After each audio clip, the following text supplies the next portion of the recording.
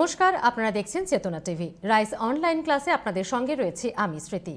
আমাদের প্রিপারেশন কিন্তু কমপ্লিট হয় না বুকিশ নলেজ বা স্টাডি মেটেরিয়াল বেস পড়াশোনায়। আমাদের প্রিপারেশন কমপ্লিট করতে হলে আরও অনেক কি পয়েন্ট রয়েছে যেগুলো আমাদের জানতে হবে, বুঝতে হবে এবং পরীক্ষার খাতায় অ্যাপ্লাই করতে হবে। সেটা কিভাবে করব, তার জন্যই রয়েছে আপনাদের শেখানো, পড়ানো এবং পথ দেখানোর জন্য রাইস এডুকেশন। আপনাদের প্রিপারেশন কমপ্লিট করার জন্য রাইস এডুকেশনের সঙ্গেই রয়েছে চেতনা টিভি। এই মুহূর্তে আজকে আমরা কেমিস্ট্রি ক্লাসে রয়েছি। স্যার অনির্বাণ রয়, রাইস এডুকেশনের টিচার, রয়েছেন আমাদের সঙ্গে। আপনারা চেনেন, জানেন। আমি সরাসরি স্যারের কাছে চলে যাব। স্যার, আজকের টপিক কি? আজকে খুব একটা ইম্পর্টেন্ট টপিক নিয়ে আমরা ডিসকাশন করব। আমরা বিগত বছরের কোশ্চেনগুলোকে স্টাডি করলে দেখা যায় এসএসসি এবং পিএসসি তে এই চ্যাপ্টারটা থেকে প্রচুর কোশ্চেন আসে। সেটা হচ্ছে সলিউশন কেমিস্ট্রি এবং তার সাথে কলয়েড কেমিস্ট্রি। আচ্ছা, আর তার সঙ্গে যেরকম আমাদের প্রত্যেকটা ক্লাসে থাকে কোশ্চেন, সেগুলো তো আমাদের স্টুডেন্টসদের জন্য থাকবে অবশ্যই। তাহলে আমরা সরাসরি ক্লাসে চলে যাই প্রথমে। একদম। তো যেটা বলছিলাম, আমাদের আজকের যে সেশন, আজকের যে টপিক, সেটা হচ্ছে সলিউশন কেমিস্ট্রি এবং তার সঙ্গে কলয়েড কেমিস্ট্রি। তোমাদের এই চ্যাপ্টারটার সাথে পরিচয় হয়েছিল তোমরা যখন ক্লাস 7-8 স্ট্যান্ডার্ডে পড়াশোনা করেছো স্কুল লেভেলে, তখন তোমরা দ্রবণ সম্পর্কে পড়াশোনা করেছো। এবং যখন তোমরা মাধ্যমিক দিয়েছো 9-10 স্ট্যান্ডার্ডে যখন পড়েছো এবং 11-12-এ যখন পড়েছো, সেখানে তোমাদের কলয়েড কেমিস্ট্রিটা ডিটেলসে পড়ানো হয়েছে। তো এই সলিউশন এবং কলয়েড কেমিস্ট্রি থেকে আমরা ডব্লিউবিসিএস মেন্সে, ডব্লিউবিসিএস প্রিলিমস বা এছাড়াও পিএসসির যে আদার্স এক্সামগুলো আছে, এসএসসি যেটা আছে, তোমার সিজিএল পরীক্ষা, সিএইচএসএল পরীক্ষা, এমটিএস, এগুলোতে প্রচুর কোশ্চেন কিন্তু এখান থেকে আসে। তো দেখো, এই যে সলিউশন, এই সলিউশন বলতে আমরা কি বুঝি তোমরা প্রত্যেকেই জানো। What is solution? একদম বেসিক লেভেল থেকে যদি আমি ধরি, সলিউশন বলতে আমরা কি জানি সেটা আমরা প্রত্যেকেই মোটামুটি জানি। সেটা হচ্ছে দুই বা ততোধিক পদার্থের সমসত্ব একটি মিশ্রণ, homogeneous mixture of 2 or more than 2 substance. তো এই যে সলিউশন, এই সলিউশনের মধ্যে আমরা দুটো পার্ট পাই। একটি পার্টকে আমরা বলি হচ্ছে সলিউট, আরেকটি পার্টকে আমরা বলি হচ্ছে সলভেন্ট। তার মানে সলিউশন মানে আমরা সেখানে দুটো পার্ট পাবো, একটি হলো সলিউট, একটি হলো সলভেন্ট। সলিউট এর বাংলা অর্থটা কি? সলিউটকে আমরা বাংলায় বলি দ্রাবক, আর সলভেন্ট একে বাংলায় বলি আমরা দ্রাবক। তো সলিউট কি? সলিউট হচ্ছে একটা সলিউশনের মধ্যে যার পরিমাণটা সব থেকে কম, আর সলভেন্ট হচ্ছে একটা সলিউশনের মধ্যে যার পরিমাণটা সব থেকে বেশি। তাহলে সলিউট সমান সমান আমি কি বলতে পারি? This is the lesser extent. আর সলভেন্ট সমান সমান আমি বলতে পারি this is the greater extent. তাহলে solution that equals to solute and solvent mixture. Solute it will be the lesser extent and solvent it will be the greater extent. আমরা solution কেমিস্ট্রির ভাষায় সলিউটকে বলি ডিসপার্সড ফেজ,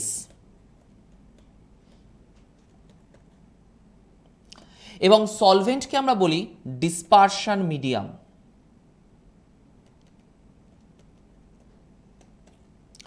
সলিউটকে আমরা বলি হচ্ছে dispersed phase এবং সলভেন্টকে আমি বলি হচ্ছে ডিসপারশন মিডিয়াম। সাপোজ ধরো তুমি বাড়িতে চিনির জল করছো, তাহলে চিনির জল করছো মানে তুমি একটা গ্লাস নিয়েছো, গ্লাসের মধ্যে তুমি জল নিয়েছো, তাহলে অবশ্যই জলের পরিমাণটা তুমি বেশি নিয়েছো আর চিনি যতটুকু দরকার ততটুকুই দিয়েছো। তাহলে যদি আমি জল এবং চিনির রেসপেক্ট করি, তাহলে জলের পরিমাণটা তুমি বেশি দিয়েছো, তার মানে এখানে জলটা হচ্ছে সলভেন্ট বা দ্রাবক, আর চিনি তুমি কম দিয়েছো, তাহলে চিনিটা হচ্ছে এখানে সলিউট, দ্যাট ইজ দ্য দ্রাবক। তাহলে এই যে সলিউশন, সেটা আমরা কি বললাম? Solute plus solvent. সলিউট যার পরিমাণটা কম, সলভেন্ট যার পরিমাণটা বেশি। এবং সলিউটকে আমরা বললাম it is the dispersed phase এবং সলভেন্টকে আমরা বললাম হচ্ছে ডিসপারশন মিডিয়াম। তাহলে এই বেসিক পার্টটা আমরা প্রথমে জেনে নিলাম যে কি সলিউশন, আর সলিউশন বলতে তার মধ্যে কি কি অংশ বা কি কি জিনিস আমরা পাবো। এখন এই যে সলিউশন, একে বিভিন্ন ভাগে আমরা ভাগ করতে পারি, এর অনেকগুলো টাইপ আমরা পাই। তো এই যে সলিউশন, একে প্রথমে আমি যে টাইপটা তোমাদের দেখাবো সেটা হচ্ছে তার নেচারের ওপর ভিত্তি করে। জেনারেলি সলিউশনকে আমরা তার নেচারের ওপর ভিত্তি করলে তিনটে ভাগে ভাগ করতে পারি। কি তিনটে ভাগ দেখে নিই। সলিউশনকে তার নেচারের ওপর যদি আমরা ভাগ করি, তাহলে সেখান থেকে আমরা তিনটে ভাগ পাই। একটিকে আমরা বলবো স্যাচুরেটেড সলিউশন, একটিকে আমরা বলবো আনস্যাচুরেটেড সলিউশন, এবং একটিকে আমরা বলবো সুপার স্যাচুরেটেড সলিউশন। তিনটে ভাগ কি কি পেলাম? একটি হলো স্যাচুরেটেড সলিউশন, একটি হলো আনস্যাচুরেটেড সলিউশন, একটি হলো সুপার স্যাচুরেটেড সলিউশন। আমরা কাকে বলবো স্যাচুরেটেড সলিউশন? দেখো এই তিনটে ভাগ তোমরা কিন্তু ছোটবেলায় পড়ে এসছো। আমি বাংলা আক্ষরিক অর্থগুলো একটু বলি। স্যাচুরেটেড সলিউশনকে বাংলায় পড়েছিলে সম্পৃক্ত দ্রবণ, আনস্যাচুরেটেডকে পড়েছিলে অসম্পৃক্ত দ্রবণ এবং সুপার স্যাচুরেটেডকে পড়েছিলে অতিপৃক্ত দ্রবণ। তো সম্পৃক্ত দ্রবণ কাকে বলা হয়? একটা সলিউশনের মধ্যে যতটা সলিউট, যতটা দ্রবীভূত হওয়া সম্ভব যদি ততটাই থাকে, তাহলে সেইটাকে আমরা বলবো একটি সম্পৃক্ত দ্রবণ বা স্যাচুরেটেড সলিউশন। তার মানে ওই সলিউশনটার মধ্যে তুমি যদি বাইরে থেকে আর এক্সট্রা সলিউট অ্যাড করতে চাও, তাহলে সেটা কিন্তু কোনোভাবে আর দ্রবীভূত হবে না। কেন? কারণ যতটা হওয়া দরকার ততটাই তুমি দিয়েছো, যতটা দ্রাব্য তার মধ্যে দ্রবীভূত হওয়া প্রয়োজন তুমি ততটাই দিয়েছো। তার থেকে এক অংশ বেশি দিলে কিন্তু সেটা আর কোনোভাবেই দ্রবীভূত হবে না। ইন দ্যাট টাইম সেটাকে আমরা বলছি স্যাচুরেটেড সলিউশন।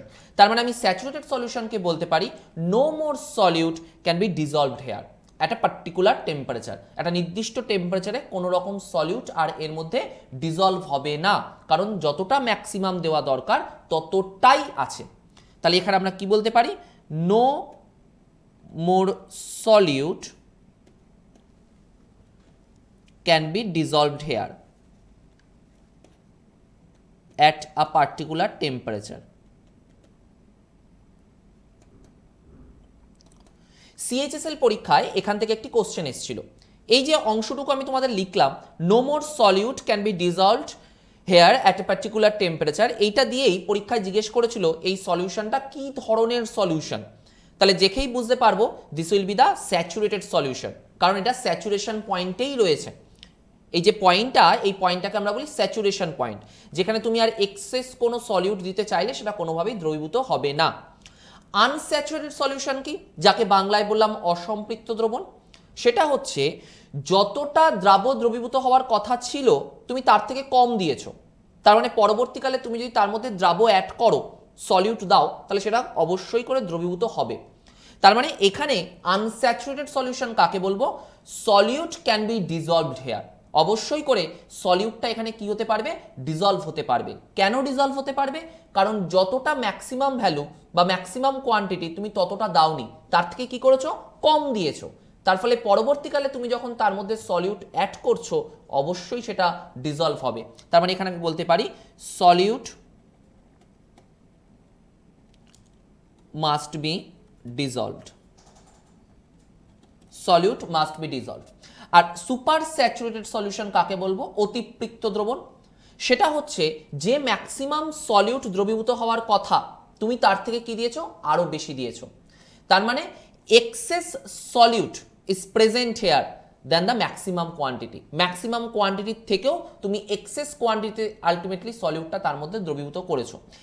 এবার ধরো আমি তোমাকে একটা গ্লাস দিয়েছি, দিয়ে তোমাকে বললাম যে এই গ্লাসটার মধ্যে নুন জল আছে। তাহলে নুন জল আছে মানে জলের ভাগটা বেশি আছে, নুনের ভাগটা কম আছে। তাহলে জলের ভাগ বেশি আছে মানে জলটা এখানে সলভেন্ট আর নুনটা এখানে সলিউট।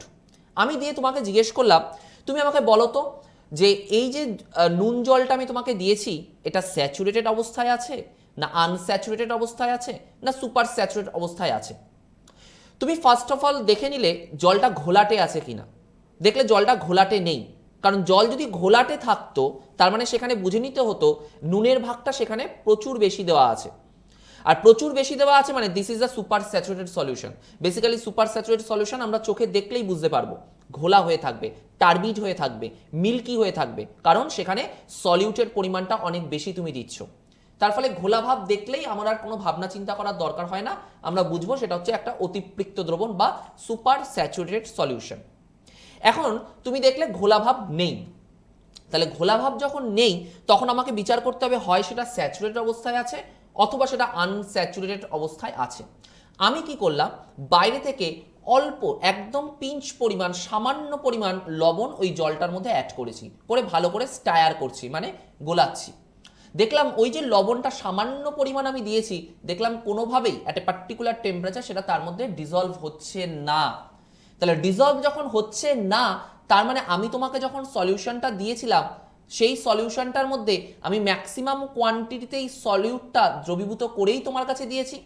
তার ফলে তুমি যখন পরবর্তীকালে তার মধ্যে একটা পিঞ্চ পরিমাণ সল্ট দ্রবীভূত করতে চাইছো, সেটা দ্রবীভূত হচ্ছে না। তার মানে আমি তোমাকে যে সলিউশনটা দিয়েছিলাম, this is the saturated solution.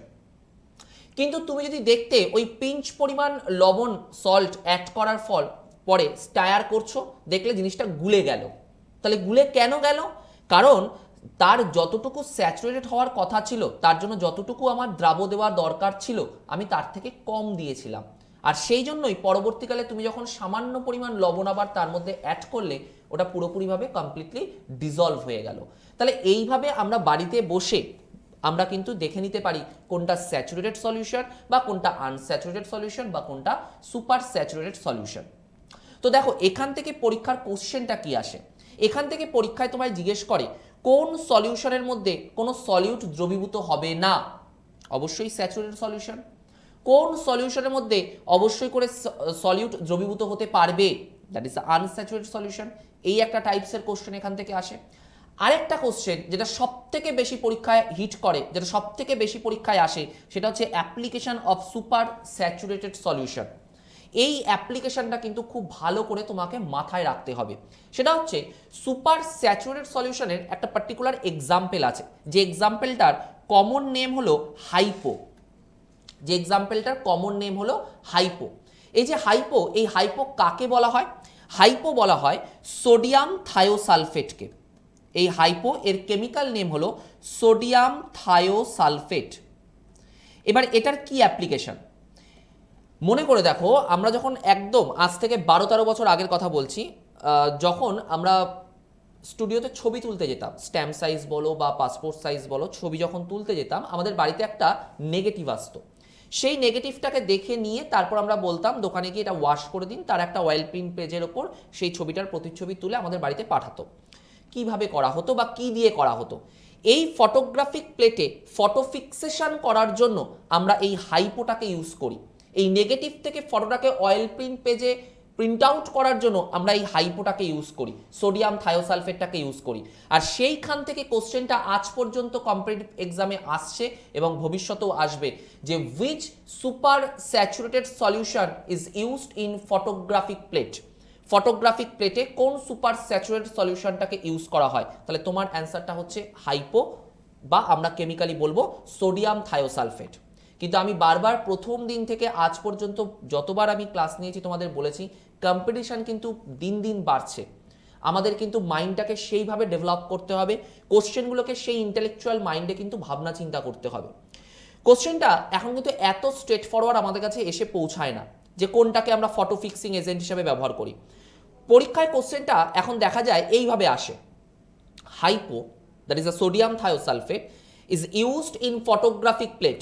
দেখো ইনফরমেশনটা তোমাকে কোশ্চেনের মধ্যে বলে দিল, এবং এটাও বলে দিল as a photo fixing agent, photo fixing agent হিসেবে কাজ করে। দিয়ে তোমার কাছে জানতে চায় why hypo is used as a photo fixing agent. কেন এই হাইপো ফটো ফিক্সিং এজেন্ট হিসেবে কাজ করতে পারে? তার বড় কারণ হচ্ছে it can form the complex. এই কমপ্লেক্স ফর্মিং বিহেভিয়ার, এই কমপ্লেক্স ফর্মিং বিহেভিয়ারটা থাকার কারণে আলটিমেটলি হাইপোটাকে কিন্তু আমরা ফটো ফিক্সিং এজেন্ট হিসাবে ফটোগ্রাফিক প্লেটে ইউজ করতে পারি। এবার তোমার মনে স্বভাবতই প্রশ্ন আসবে, স্যার কমপ্লেক্স ফর্মিং বিহেভিয়ার এটা ঠিক বুঝলাম না, এই জিনিসটা কি? এই জিনিসটা হচ্ছে এই ফটো ফিক্সিং করার আগে ফটোটাকে সেন্সিটিভ করতে হয়। আমরা ছোটবেলায় মনে করে দেখো, যখন কোশ্চেন পেতাম, ধরো ক্লাস আমরা 7-8-এর পরীক্ষা দিচ্ছি, হাফ ইয়ারলি বা অ্যানুয়ালি, আমাদের দেখেছি এরকম কোশ্চেন যখন প্রিন্ট আউট হয়ে আসতো, কোনো লেখা দেখা গেল পুরো বোল্ড হয়ে গেছে, কালি পুরো লেপটে গেছে, বুঝতে পারছি না। আবার কোনো সময় দেখা যায় প্রিন্ট যখন হয়েছে তখন ওই এত অস্পষ্ট হয়েছে ঠিকঠাক বোঝা যাচ্ছে না, এরকম আমাদের সময় কারেকশন আসতো, মনে পড়ছে? এই যে ব্যাপারটা, এটা কেন হতো? তার কারণ এই ফটোটাকে যখন প্রিন্ট করা হয়, যখন প্রিন্টিং প্রেসে এই কোশ্চেনগুলো ছাপানো হয়, এই ছাপানোর সময় সেখানে আরেকটি সিলভার কম্পাউন্ড ইউজ করা হয়, সিলভার সল্ট ইউজ করা হয়, যার ভূমিকাও কিন্তু ফটোগ্রাফিক প্লেটে অবশ্যই খুব গুরুত্বপূর্ণ। সেটা হচ্ছে কি? AgBr, silver bromide. এই যে সিলভার ব্রোমাইড, এটা ফটোগ্রাফিক প্লেটে ফটো সেন্সিটিভ হিসাবে কাজ করে।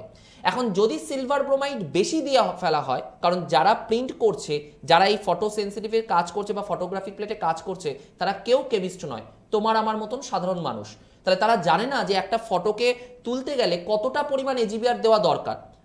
তার ফলে যদি বেশি দিয়ে ফেলে কালিটা পুরো লেপ্টে যাবে, আমরা কিছু বুঝতে পারবো না। আর যদি কম দিয়ে ফেলে তাহলে ঠিকঠাকভাবে প্রিন্ট আউটও হবে না। তাহলে সেই জন্য তারা যখন ইউজ করে বেশি দিয়েই ইউজ করে।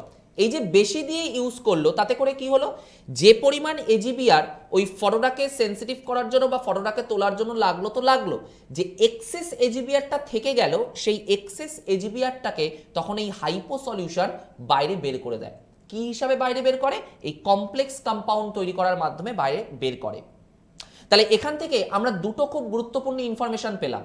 নাম্বার ওয়ান ইনফরমেশন কি, যে সুপার স্যাচুরেটেড সলিউশন যার এক্সাম্পল হচ্ছে হাইপো, কেমিক্যালি যাকে সোডিয়াম থায়োসালফেট বলা হয়, এটা ফটোগ্রাফিক প্লেটে ইউজ করা হচ্ছে as a photo fixing agent, as a photo fixing agent. And why it is used as a photo fixing agent? Because it has the complex forming behavior, কারণ এর complex forming বিহেভিয়ারটা আছে। আর দু নম্বর information এখান থেকে পেলাম, the silver salt এজিবিআর। এই কোশ্চেনটা 2019-এর August মাসের কনস্টেবল পরীক্ষায় পিএসসি দিয়েছিল, যে which of the following silver salt is used in photographic plate. যখন সিলভার সল্ট কথাটা বলে দেবে তখনই তুমি এজিবিআর অ্যান্সারটা করবে, যে সিলভার ব্রোমাইড এটা আলটিমেটলি ইউজ করা হয় as a photo sensitive, as a photo sensitive. দুটো টার্মের ওপর জোর দেবে, একটা ফটো ফিক্সিং, ফটো ফিক্সিং বললে অ্যান্সারটা হাইপো, আর ফটো সেন্সিটিভ বললে অ্যান্সারটা হচ্ছে silver bromide. Why silver bromide acts as a photosensitive? Because it is reduced by light. Because it is reduced by light. যেমন হাইপোটা তার কমপ্লেক্স ফর্মিং বিহেভিয়ারের জন্য ফটোগ্রাফিক প্লেটে ভূমিকা পালন করছে, ঠিক সিমিলারভাবে সিলভার ব্রোমাইড আলোর দ্বারা নিজেকে রিডিউস করতে পারছে বলে অ্যাজ এ ফটোসেন্সিটিভ রূপে ফটোগ্রাফিক প্লেটে কাজ করে। এবার যেটা বললাম, যে এক্সেস এজিবিআরটাকে রিডিউস করার জন্য বা এক্সেস এজিবিআরটাকে বাইরে তাড়ানোর জন্য আমরা সেখানে ইউজ করি এই হাইপো। যে হাইপো এক্সেস এজিবিআরটার সাথে রিয়াকশন করে তৈরি করে একটা কমপ্লেক্স কম্পাউন্ড যার নাম হলো সোডিয়াম আর্জেন্টো থায়োসালফেট। এই সোডিয়াম আর্জেন্টো থায়োসালফেট হওয়ার ফলে সেটা তখন বাইরে বেরিয়ে আসে এবং যথারীতি ফটো বলো বা প্রিন্ট আউট বলো সেগুলো ঠিকঠাক থাকে, কোনো রকম প্রবলেম হয় না। তো এই যে সলিউশন কি, সলিউশনের দুটো পার্ট আমরা দেখলাম এবং তার নেচারের উপর ভাগ করলে সলিউশনকে আমরা কি কি ভাগে পেলাম, তার থেকে একটা অ্যাপ্লিকেশন ওরিয়েন্টেড কোশ্চেন যেটা ফটোগ্রাফিক প্লেটের থেকে আসে তার সম্পর্কে দুটো ইনফরমেশন আমরা জানলাম। এই দুটো ইনফরমেশন কিন্তু খুব গুরুত্বপূর্ণভাবে মাথায় রাখবে, পরীক্ষায় কিন্তু প্রচুর আসে। আমরা আসবো একটা ব্রেকের পর, এসে দেখবো যে সিলভার সল্টের আর কি কি আলটিমেটলি ইউজগুলো আছে। একদম স্যার, সবেমাত্র টপিকের শুরু, এখনো টপিকের অনেকটাই বাকি রয়েছে, তবে জানবো একটা ছোট্ট ব্রেক নেওয়ার সময় হয়ে গেছে। ব্রেকের পর দেখা হচ্ছে আপনাদের সঙ্গে, সঙ্গে থাকুন।